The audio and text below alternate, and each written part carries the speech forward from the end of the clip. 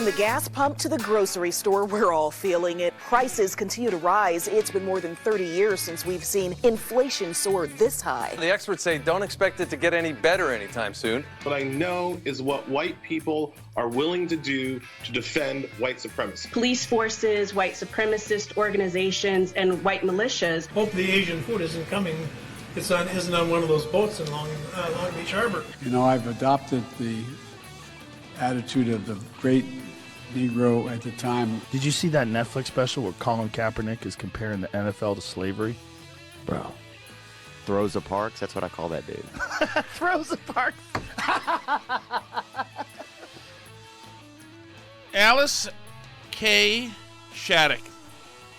Yeah. I'm going to make a declaration. Okay. Right now.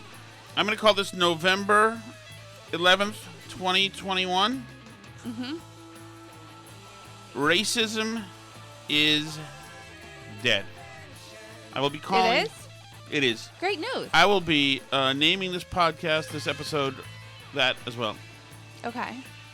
We have proven now, forevermore now, we have now reached the milestone where we can no longer, there's no more room to be any more absurd whatsoever. Oh, I don't know about that. No, racism is dead in this country. Anyway, the traditional meaning of racism. Right. I mean, obviously, these people, these hustlers, are themselves bigots and they're using race to divide, but whatever. The fact that this judge in the Kyle Rittenhouse case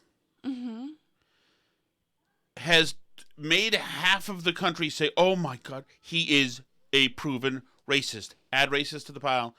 Because he said this today about breaking for lunch when the guy said, oh, what time do you want to get lunch? What time do you want to stay? Let's hope for 1 o'clock. I don't know. Hope the Asian food isn't on one of those boats in Long Beach Harbor. But let's... So, I mean, well, he did have the Proud to Be an American song as his ringtone yesterday. Well, no, so... here's the thing. Is that you can't just simply, if somebody you hate mentions an element of something that contains a race or ethnicity, right? That doesn't mean that person has said something racist. And this guy named Eric Fagel Ding, he's an epidemiologist and a He's health... not an epidemiologist. He's a nutritionist, but that's okay. He's had a lot of COVID opinions, too. Well, While okay. he was telling us to keep our schools closed, he sent his kids to private school in Europe where there were no masks. Okay, okay. Well, him saying, after the judge says that, he says, racist methinks already... if you're a methinks person, you need to be punched in the face. Not him, of course, not physically, obviously, but anybody else. Racist methinks the judge is... Murder trial for Kyle Rittenhouse says, I hope the Asian food isn't coming from one of those boats on Long Beach. What a complete joke circus this is. I don't And then I think that probably he started to feel that maybe his attempt to declare to plant his flag and say yes for racist methinks was backfiring. So he said, and yes, it is racist. The boats in the harbor are majority boats from Asia. And he said Asian food, which further connects the Asian boats. It's racist. Come on. I think it was a joke about the supply chain crisis. So what if the Asian food and Asian boats are coming from Asia? So what does that mean? So what does that mean? Where is the racism? Where is the I'm better because of my race than that person is? That person is racially inferior to me in what the judge said. So you did send me a CNN article about this. Mm-hmm. And so they offered more explanations, none of which clarified to me what exactly is supposed to be racist about this. So this is why racism is dead, because there's nothing there. But I he said the word understand. Asian food. I read all these explanations. You know what else is understand. Racist? Asian food sucks. That's also not racist. Indian food sucks. Also not racist. I also Remember happen when to think the guy- both of those things don't suck. But Remember when the guy got in trouble for course. saying they only use curry? That's the only spice they have. Right, that's also not racist. It might be an ignorant thing to say, and he's wrong, because that's not the only spice. That said, the curry is featured in a lot of Indian food. There's no doubt about that. Mm-hmm. It's absolutely, there's nothing racist about what this guy said, whatever, at all. These people are out of ideas. They are out of ideas. Are you hearing us still? I'm hearing us. Are you not hearing us? I was just worried the thing came out again. No, I'm I'm hearing nervous now. We're having equipment Are you issues. hearing us? I think I am, yeah. Okay. Okay, thank you. I was hearing you louder in the room than Yeah. I was on my headphones for a minute, so I couldn't really tell if I was just hearing you in the room or not. Okay, that's great. So anyway, let me read you some of these comments, because CNN got a bunch of experts on anti-Asian racism to weigh in to explain what's wrong with Are this. these the same people who said that when the Herald did a story a couple of years ago about a politician ordering in Chinese food? Not an Asian politician. No, a politician just went to an order from a Chinese restaurant. The Herald then called the Chinese And spent restaurant. like thousands of dollars. The Herald called the Chinese restaurant and got the bill and got the itemized whatever. And so the Herald made a story out of it on the front page and had a picture of Asian food, like the Chinese food boxes with the little handle there. Mm-hmm. And everybody decided that was anti-Asian hate, and that was hateful, and that was racist. Boston's new incoming mayor said it was racist. Exactly. They all decided that was racist because what? And an Asian writer for the Boston Globe complained about it, etc. And anybody who's Asian got to get up and say, "Hey, this is harmful to my community." It was a depiction of actual Asian food. Does that not exist? So I see anybody who you have a disagreement with whatsoever, who utters anything that's within the realm of any race or ethnicity, that person is a racist. So that's what racism is. Okay, That's why racism is dead. It is gone. It is finito. It is out of here. I mean, I guess so. So this article is titled, "Judge in Kyle Rittenhouse Trial Makes Inappropriate Asian Food Joke." So there are guidelines for Asian food jokes, apparently, and the CNN experts know all about them. His comments were perceived as offensive and anti-Asian by some, and as placing blame on Asian people for a large-scale event. So I guess they're trying to say that he's blaming Asian people for the supply chain backlog. You know, it would seem to me that in order for him to say that he blames Asian people, he would have to say that he blames Asian people. Right. Right, because if you read Not between that there lines, just might be some... Let's hope for 1 o'clock. I don't know. Hope the Asian food isn't coming. Isn't on one of those boats in Long Beach Harbor. But let's. I mean, don't people say that about a lot of things now? Because like when half the shelves in the store are empty, and you're like, where's the taco seasoning? And somebody's will be like, I guess it's on one of those boats in Long Beach. You know, because like that's where all the stuff is, because we have a massive supply chain backlog. Like, I don't think it's about the Asian food necessarily. right, and in the blame pile for boats in Long Beach Harbor, Asians aren't in there whatsoever. They got the food onto the boats. I know they did the their part. Out. If the boats are staffed, if the crew is all Asian, they want to be in the harbor. Right. You know? The problem is the Americans who are supposed to be unloading the boats and the politicians who aren't letting them do it. But no. We've got this wrong, says John Yang, president and executive director of Asian Americans Advancing Justice, or AAJC, which I get AAAJ from that, so I don't know how you end up with AAJC, but okay.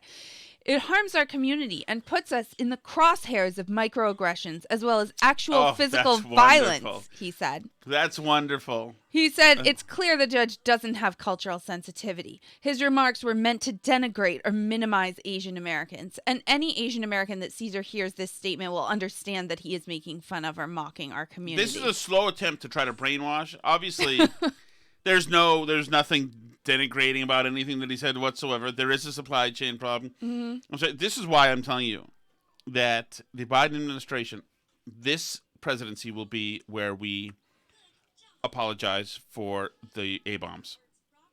I have some factoids on that for you today for Veterans Day. Some interesting tidbits on how we're reframing the A-bombs actually right now.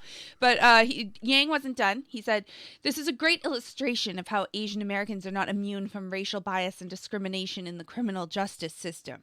Yang great. said. You know what? It's a game. It's a fun game, a marketing game. Guys, make the tie-in, make the correlation that you can see. Just you find it, and I'm sure after a while. Meanwhile, I think Asian Americans are extremely underrepresented in like incarceration and everything else. They and, are like police violence and all of them. No. Like I think they're actually. You're not punching below their weight in you're terms centering of whiteness.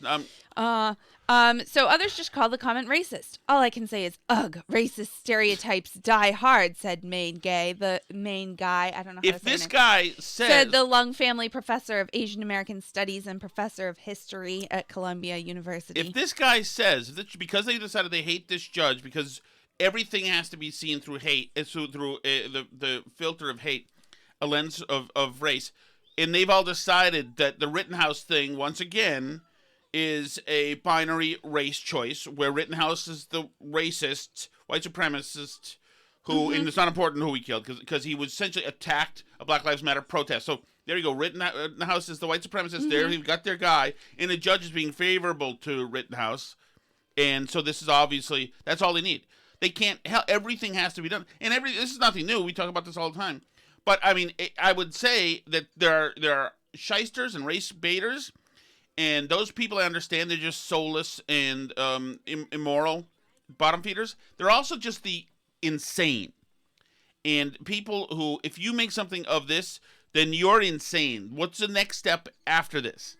This is not, you're just an F-head, sorry.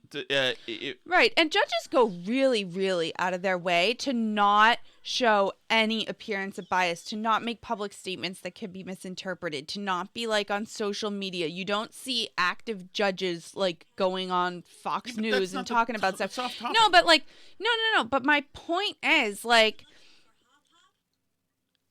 judges try so hard, and for people to like take these tiny snippets of like courtroom whatever is he's just commenting about lunch coming and to start to spin it into this yarn that he's like this racist who's gonna let Kyle Rittenhouse off because he's just a racist is like nuts world.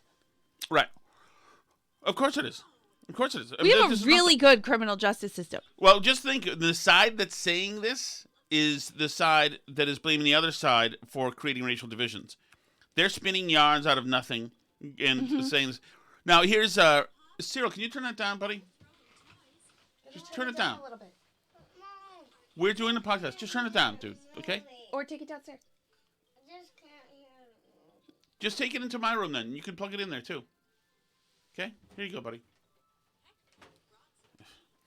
So anyway, the guy Eli Mistal, who's sometimes on CNN. He's from The Nation. From The Nation, whatever that is. I guess it's a communist newspaper. Okay, who's got stupid hair, which really it's stupid hair. There's a lot of lawyers with stupid hair. He's one of them. Like Kubi had stupid hair. The guy who was defending Michael Jackson had stupid hair. A lot of lawyers have stupid hair. This guy has really stupid hair. Eli Mistal. This is his take on the whole judge's behavior, yada, yada, yada, yada, yada, yada. Amy, I don't have a crystal ball, all right? What I know is the law, and what I know is what white people are willing to do to defend white supremacy.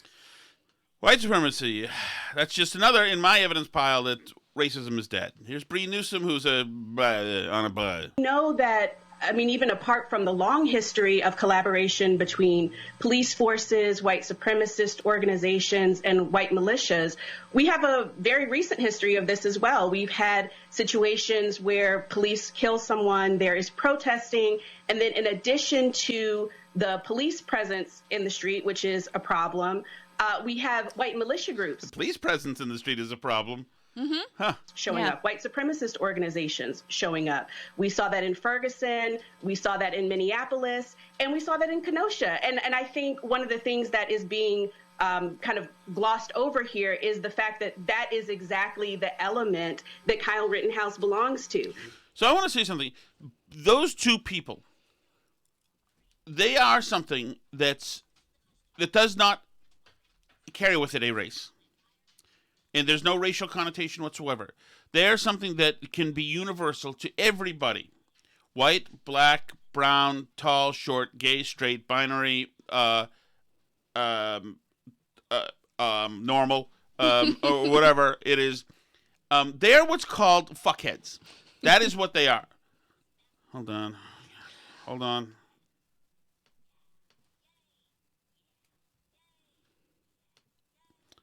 Okay, sorry. I tried to mark the swear that I just said. And I instead just stopped the recording. So. Okay. So there you go. And I would just think that eventually the game would just be old. But people are still pushing forward with this. Like our friend, who's a teacher, they're pushing that this whole line of BS. Let's get through some more race stuff. Now, hold on. Okay. So then, of course, Joe Biden. Now the guy said, where the Asian food's coming, I hope it's not stuck in the supply chain, which is just fine to say. Joe Biden also today, I don't even think he misspoke. He just say the typical Bidenism. You know, I've adopted the attitude of the great Negro at the time pitcher in the Negro Leagues, went on to become a great pitcher in the pros, into the Major League Baseball after Jackie Robinson. His name was Satchel Paige. And so that is what Joe Biden said today. That's also not racist. He called a guy a Negro from the Negro Leagues. It was the Negro Leagues back then, and Joe Biden was, watching baseball back when that was when still something. People called people that. Well, sure. Well, and black people called people that. Martin Luther King used the term Negro. That's not racist at all. The thing, if you wanted to take Biden down, if I were this guy with the stupid hair or whatever, I would say, wait a second, Negro Leagues, and then eventually went on to the pros. Whoa, Negro Leagues were just as pro, and they were in a lot of ways. So, but there's nothing. I fact-checked this for right. us. They fact-check it. Conservative critics falsely claimed President Joe Biden referred to legendary pitcher Satchel Paige as a Negro during a Veterans Day speech. They falsely claimed that. Barely more than a week after pulling the same bit on Biden and Pope Francis. Variations on the same claim spread like wildfire among verified conservative users Thursday that the president had referred to the late Hall of Famer as the great Negro at the time, some even including a clip that plainly reveals the falsehood of the attack. I guess we'll listen to it. You know, I've adopted the attitude of the great Negro at the time pitcher in the Negro Leagues, went on to become... Sounds like he said great Negro at the time. Well, the president obviously began to say great Negro League pitcher, but then paused and shifted to saying at the time pitcher in the Negro Leagues, which was in fact the name of the league that black players formed when they were shut out of Major League Baseball. Is Daniel Dale working for those people? That this needs to be explained is beyond absurd. No, Biden would never make that. So here's the thing. So obviously nobody on the left is saying anything bad about Biden. They're saying, one, what you heard isn't what you heard. Or two, they're saying they know that Joe Biden's not a racist, so it doesn't matter. It doesn't matter. Now, if that judge said Negro League pitcher, then they're all hell to break because they know. But Joe Biden can say all the hard work that's done to make Asian food in ports, all the hard work that's done to stretch that in your mind is, okay, somehow we can make this be racist, guys. Let's work with me. Come on, I want ideas. He did say Asian, so I'm sure we can spin this into being racist somehow. Exactly. All that is only done for conservatives. Only. Or else... Because if it were equal, it was an equal playing field, and horrific racist things were judged simply by the connectivity to certain misty elements in there that you just know are harkening back to dangerous memes and tropes, etc., then Joe Biden would be much more problematic. Poor kids are just as bright and just as talented as white kids. That would be considered problematic. I mean, you got the first sort of mainstream African American who is articulate and bright and clean and a nice looking guy. I mean, that's a storybook. So now that's interesting because that was a time when Biden was running against Obama. Right. So Biden was the bad guy. So that one they did determine was racist. And then they memory hold it. They did determine he was racist, and Biden essentially dropped out of the race because of it. Mm-hmm. So, and well, this is also there's another one. The data shows young black entrepreneurs are just as capable of succeeding given the chance as white entrepreneurs are.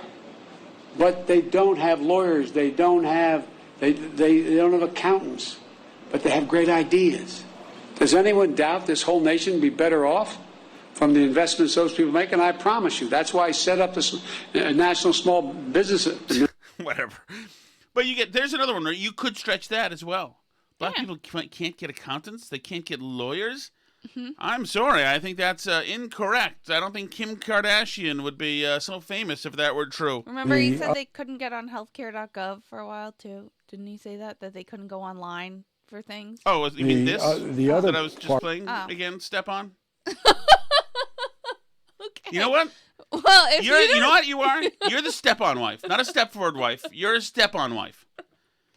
Thank you, Alice, so much. Well, you know what? I'm going to give you the list of other cuts I have, so you can step on those two before I let. Well, actually, I'm probably less likely to step on your cuts if you tell me what they are beforehand. Not everybody in the community, in the Hispanic and the African American community, particularly in rural areas that are distant and/or inner city districts, know how to get online to determine how to get in line for that COVID vaccination at the Walgreens or at the. There you go. I'm sorry, everybody. I would have had a bigger impact for you. I'm sorry. Well, my point is just that you could let me know things before the show and not try and surprise me, because if I don't know what you're doing, then sometimes I might step on what you're doing because I don't know what it is. So I'm building on something else. Assume that I have a plan here. And so I'm still about to play one more cut, and you think, oh, there's another time that Tom probably doesn't know about. Yeah, but there's times when I don't bring something up, and then you're like, how come you didn't bring that up? You're a step-on wife, but you know what? It reminds me that it now has me doing introspection, thinking how many times I did that to Callahan, to Jerry, because he probably was building towards stuff, and I probably saw it coming a mile away and just stepped right on it. Maybe I did. I don't know. It's not like somebody where we have proof. It's my step-on wife, Alice Shattuck. She's very pretty and lovely and very helpful and wonderful in every single way. Just that she's not purely human. She's been altered. Whoa. She fall? No. All right. So let's see. Where else are we here? Well, I do think it's interesting because we just had a bunch of white supremacists elected in Virginia, obviously. Mm-hmm. So, and one of them was black. So 538 also did an analysis for us where they asked the question, can white voters who back a black candidate still hold racist beliefs and views? And they did find that there can still be racists that do vote for black people sometimes. So what is it that those racists hate about black people if it's not the color of their skin? Well, there have been polls where like people who voted for Ben Carson, some of them also identify as white supremacists. Felt that African Americans had too much political influence when they were polled and they were asked that question, I guess. So, I mean, but they were voting for Ben Carson, so like, I don't know. I would love to see the wording of the question. So they said, again, much of that relationship is down to partisanship. Republicans are more likely to hold prejudiced views and more likely to support a Republican candidate. But that's the point. For many white GOP voters, anti-black views don't seem to get in the way of supporting a black Republican. So then they go through a bunch of these, more of their little statistics and everything. But, and they say that, it gives them cover for their views because they can say like, oh, I voted for the black person. So like they like to cover it up like that. Yeah, I voted for the black president who now makes my healthcare choices for me. The more interesting part of the article is where they get off of the statistics themselves, which are like whatever, but they start to sort of speculate about what's going on here. So they said to make sense of why racially prejudiced white Americans are willing to support some black candidates, it's worth considering why they so strongly oppose black Democrats in the first place. Given the racialized nature of the two-party system in the United States, most black political candidates are Democrats who embrace liberal positions on the issues of race and justice. When asked if they would support such a candidate, research shows that racially prejudiced white voters worry that these candidates will represent the interests of black Americans, both because of a shared African American identity and because Democrats are perceived as the party more supportive of black interests. So it makes sense that racially resentful white Americans oppose candidates like Obama, as his racial identity and partisanship signaled to voters he was more supportive of black interests than prior presidents.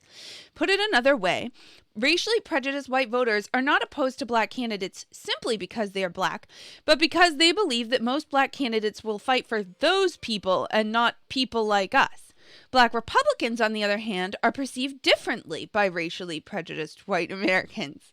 Their embrace of the Republican Party and its conservative ideology assure racially prejudiced whites that, unlike black Democrats, they are not in the business of carrying water for their own racial group.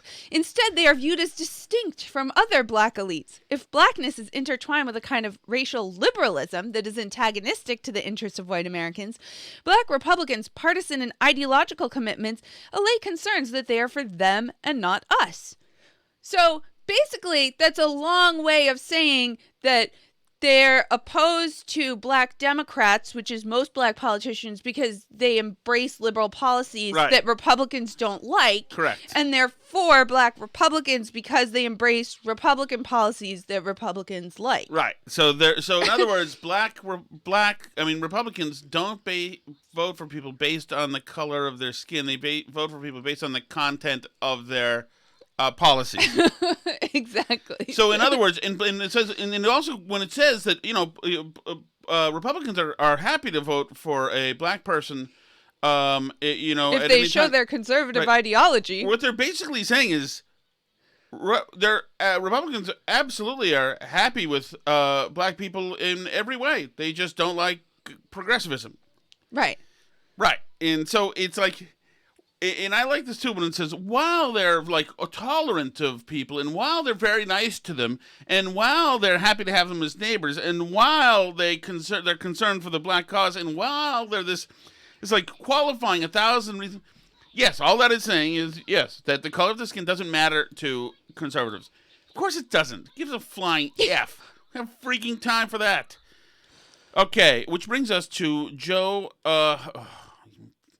What happens here is that when I hit the button, the whole thing flips to a new universe with this computer, which, by the way, is so close to being full of memory. It's incredible. There are times, Alice, when I'm recording and saving cuts that they immediately get sucked up to iWorld because there's no memory left.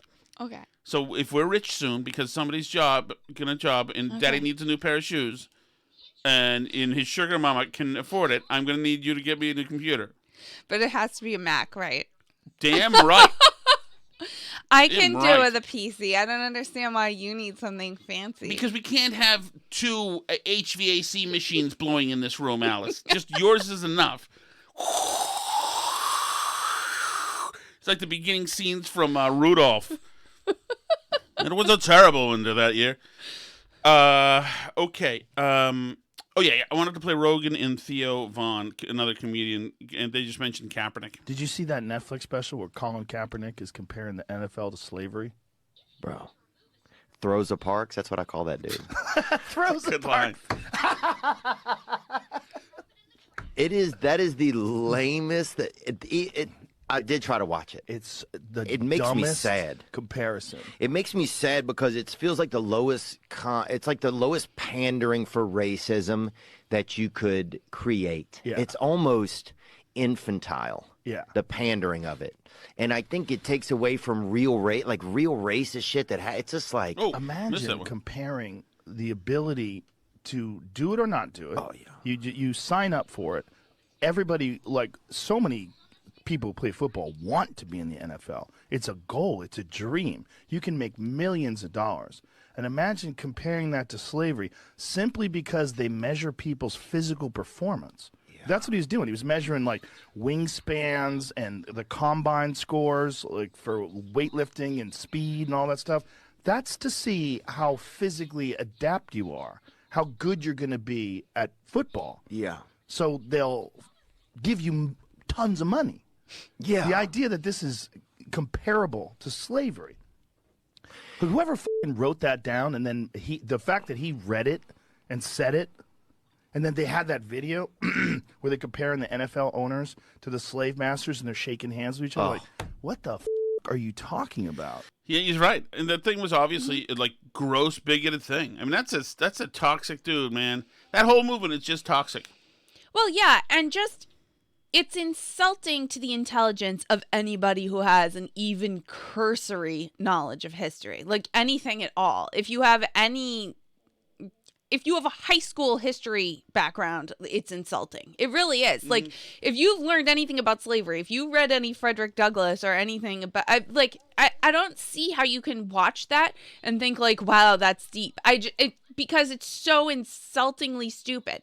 It's really just dumb. And it's like, if a white person made that and compared that, I would think it would be offensive because I think slavery was pretty bad. So to compare the sufferings of millions of African people to the NFL, it's incomprehensible to me is what it is. But we're in the business now of rewriting history. And like... Not only that, but Colin Kaepernick is just a really privileged, really spoiled kid. He's just another spoiled brat. That's all he is. Yeah, but the reason I bring up the history thing is Miss 1619 Project herself, Nicole Hannah Jones, she tweeted earlier this week to tell us that the reason the United States dropped the atom bomb was because even though they knew a surrender was definitely coming, they had spent so much money developing the bomb, they wanted to test it on Japanese people to prove it was worth it, and that any other narrative is propaganda. So, I mean, I'm sure we have lots of listeners who are way more into World War II history than I am, because it seems like all guys, that's like what they do with their spare time is learn about World War II. But that's not even close to being a remotely nuanced or factual view of what happened at the end of World War II. No. And as somebody... I mean, like, my grandfather was in the Pacific Theater, like, going to little islands and helping defuse, like, bombs and stuff. Doing that in the Battle of Tarawa, the Battle of Guadalcanal, Iwo Jima, etc. These were horrific bloodbaths that were horrific at a huge cost to American troops. Horrific. These Japanese were fighting till the death. A lot of them in Iwo Jima killed themselves and mothers and kids instead of being captured. They did whatever they could, suicide attacks. It was the most brutal and bloody thing that we'd ever seen. And working our way up in the islands in the South Pacific to get to the mainland, or get it within fighting distance of the mainland, was a freaking nightmare for the Americans. Right. It was a nightmare. And a lot of times these landings went wrong. I think Ontario went wrong, and these guys were stuck on a coral reef out there, and they were just mowed down, helpless. It was hellacious. And to have another, I mean, I don't know how many people Nicole Hannah-Jones needed us to lose in World War II, but well, we weren't going to lose anymore. The war was going to be over anyway. We just felt like testing atom bombs on non-white people. Because... They didn't surrender after the first atom bomb hit.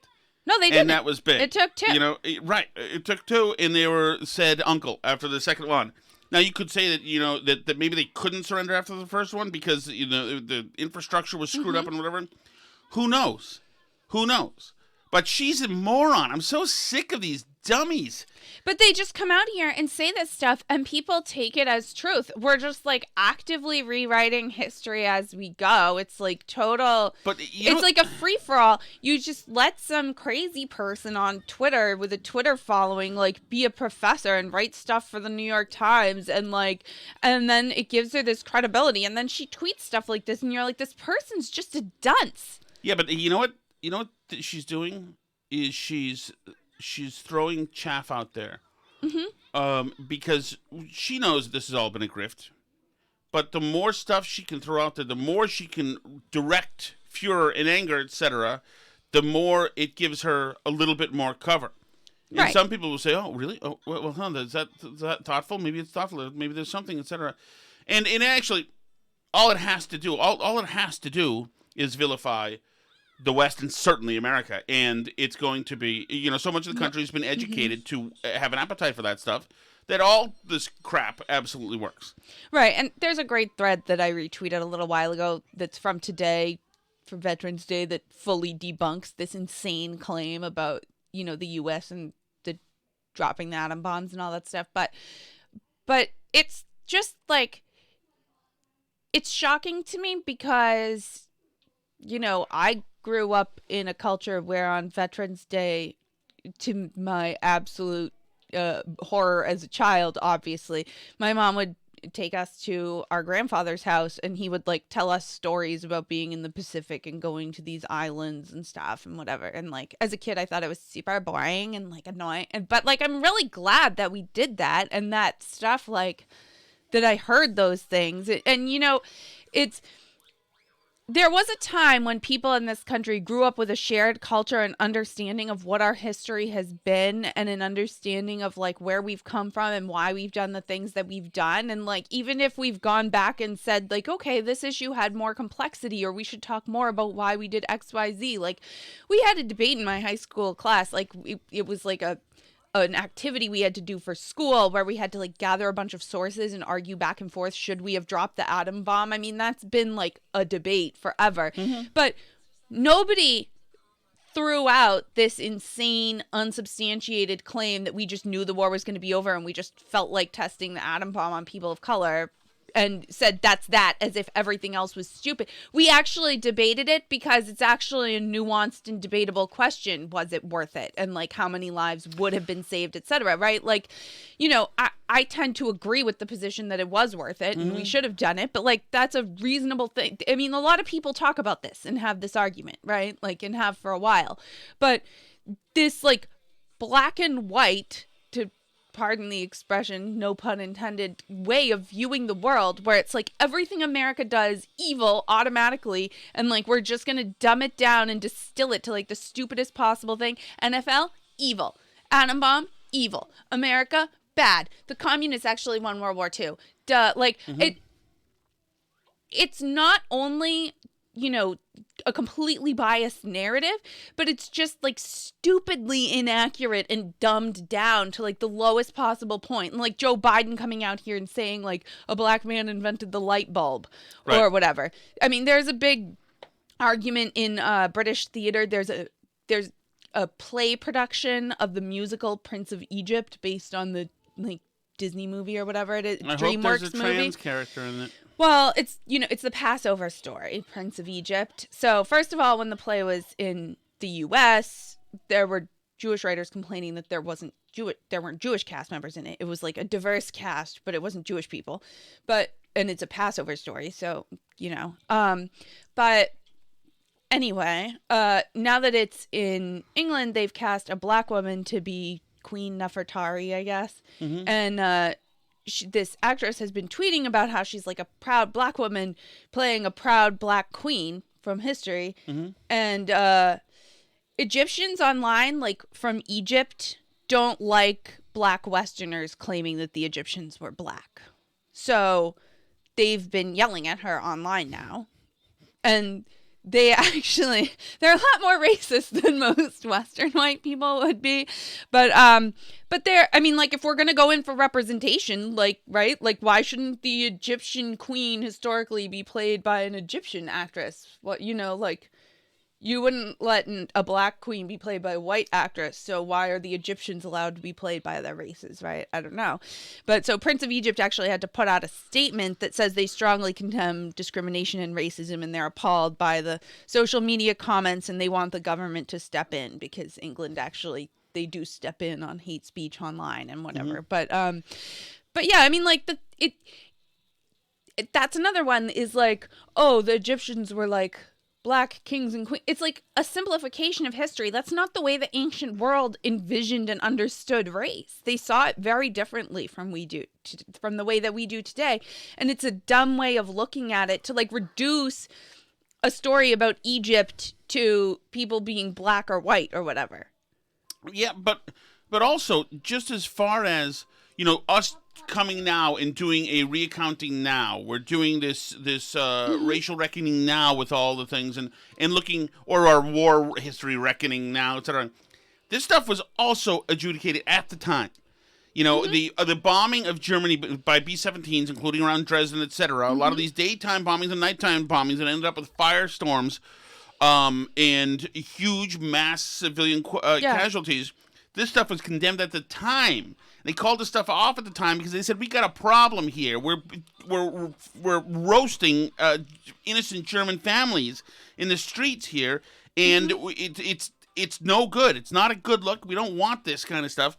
And they also, the thing for the atomic bomb was, Truman said, we got to end this. We got to end this. I'm sick of signing these, seeing this stack of dead people, casualty reports on my thing. This war needs to stop. Do whatever it needs to stop. Well, right. And as a politician, too, you're thinking in the future, what are the families of the people who die for the next 2 years going to come say to me when it turns out I had this bomb and I didn't use it? Right. No doubt about that. So I just I love this idea that the enlightened time is now. It's not. We have calcified with our own spoiled existences in the last 40 years.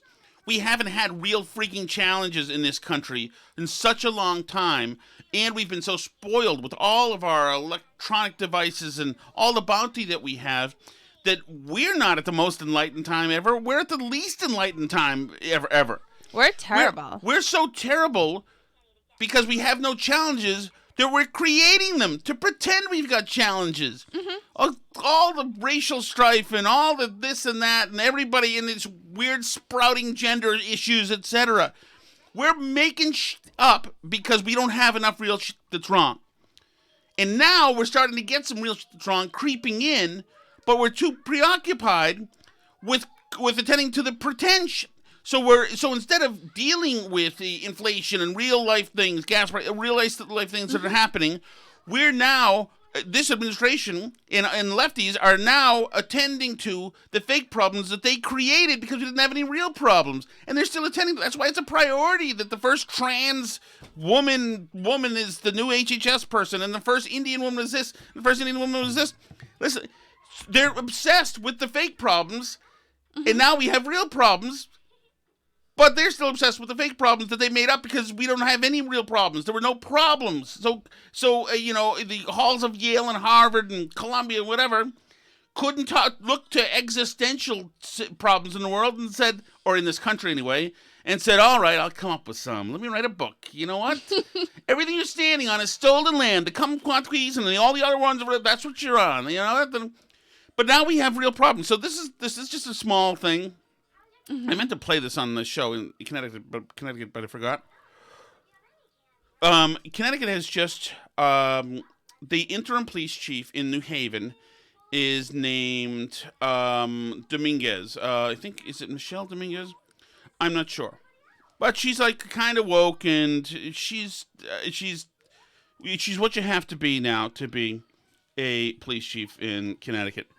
And okay, so I would just want to let you hear. This is just pieces of the news coverage of the new first female police chief. First history in New Haven. The acting police chief, Renee Dominguez, appointed now to lead that force. The first woman to lead the New Haven Police Department permanently. That means that for the first time ever, there will be 2 women leading law enforcement in one of the state's biggest cities. You can do whatever you want. This is her. And you can be whoever you want to be. And that's what this position here today means. She's crying. And it means for all the little girls. And it means for all the women in the New Haven Police Department. Chief Dominguez will be the first female permanent chief in New Haven. As the and the first female permanent chief for any major city in Connecticut. Historic appointments. History. We're going to be a powerhouse of females. That's just from one news rep. So we're attending to the fake battles of the women being horribly... How's the crime level in New Haven? It is... I assume they're... also historic levels right now. But yeah, the overuse of the word historic has been bothering me for a while. Yes. I think I sent it to you when there were headlines that Jojo Siwa had made history. Who's Jojo Siwa? What is Jojo Siwa? I can't learn any more new things. It pisses me off. I don't want to know any more new things. Okay. She was one of the kids who was on the TLC show Dance Moms with little girls who dance. It was like around the same time as like Toddlers and Tiaras and that type of stuff.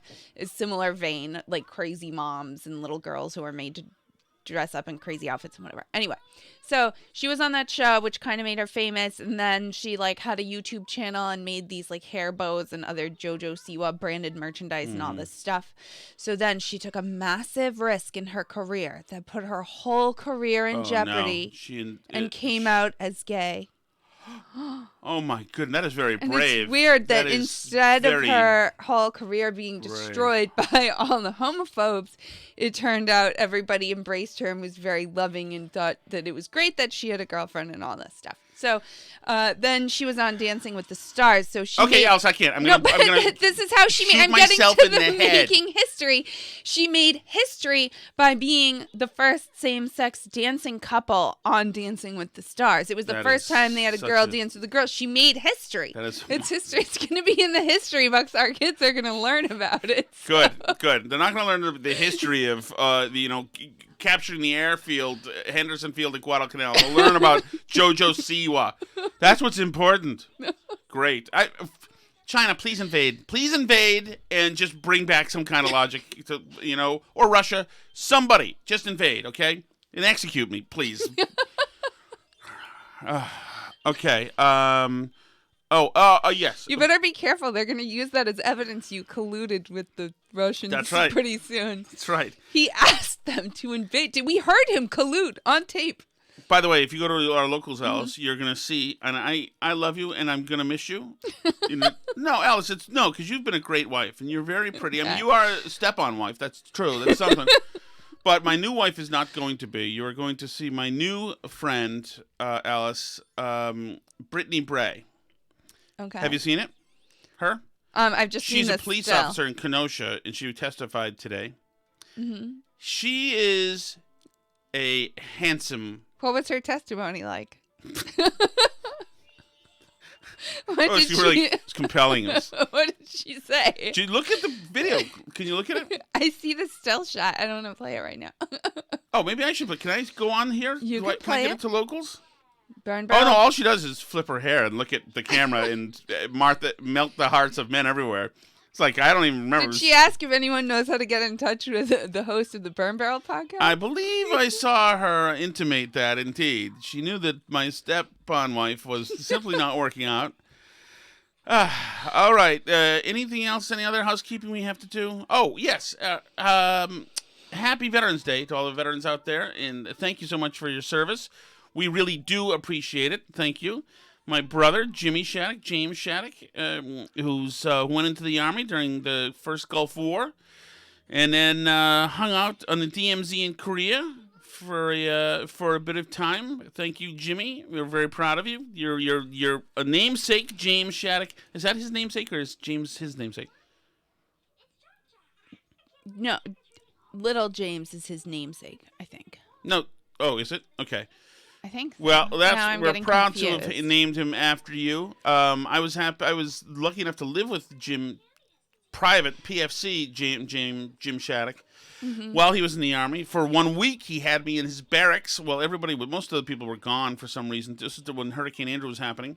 Until his sergeant found me out and said, he said to my brother, PFC Shattuck, is it possible that you're housing a civilian in the Army barracks here at Fort Campbell? And my brother, being an honest guy, said, yes. And the guy said, okay, it can't happen. So we moved into a trailer together where we had a bunch of the other Army guys hang out. It was a lot of fun. I delivered pizza on the base. Which Tom was has lots of fabulous stories from that time period. Oh, yeah. No, it was in some horrific... I don't want to get into it. Don't even I mention want that. you to tell that one. I can't, dude. I want you to tell that one. I can't. It's awful. I can't. Oh my God. Someday the you'll only hear time I this ever had a story. woman say, "I want you to make love to me," ever in my life, like in broad daylight, as I'm holding a mop, happened, and it was not in a good way. Trust me. Oh my! I can't bring this up. You don't understand what this does to me. It brings me right back to that time. Oh. And I enjoy your tales of not wanting to do dishes, so you threw them in the yard. Oh yeah, that was peak Tom Shattuck. It hasn't changed very much actually. Of the trailer park. Yeah. Very classy, honey. Very classy. Yeah, some of the dishes were too dirty. I was like, F this, and just threw them in the yard. And yeah, this is we lived in this trailer, Carter's mobile home lot in Maybe there's Kentucky. a reason why the women that you wanted to tell you to make love to them didn't say that to you. Yeah, you know what? I never really have moved out of that trailer park, really. Okay. But anyway, for all the real veterans and not just people who slept in the barracks while their brothers were Yes, I consider me a serving. veteran because I slept in the barracks and drank Jack Daniels with my brother. Did you eat at their MREs? Yeah, all the time. Jimmy used to bring back MREs and T-Rats, which are huge. T-rations, which are huge. Stuff tastes great until it stops tasting great. But, Okay, all right. so all you real veterans out there, thank you for your service, and we appreciate it. What's going on with my music here? Wow, what a difficult... Sorry. My goodness. Laura Ingram over here. Casey Kasem. What the hell? Bill O'Reilly. We'll do it live! We'll do it live, okay? I don't want any problem, step-on wife, okay? Don't step on me, okay? My goodness. You can find us on Twitter at Burn Barrel Pod, Facebook.com/Burn Barrel Podcast. We also have a website, burnbarrelpodcast.com, and an email address. That's burnbarrelpodcast@gmail.com. You can find us, as Tom was mentioning, at burnbarrel.locals.com and meet his new wife, apparently. We're also at patreon.com/burnbarrel and all the other places that you listen to podcasts, YouTube, Rumble, etc. C'est la vie.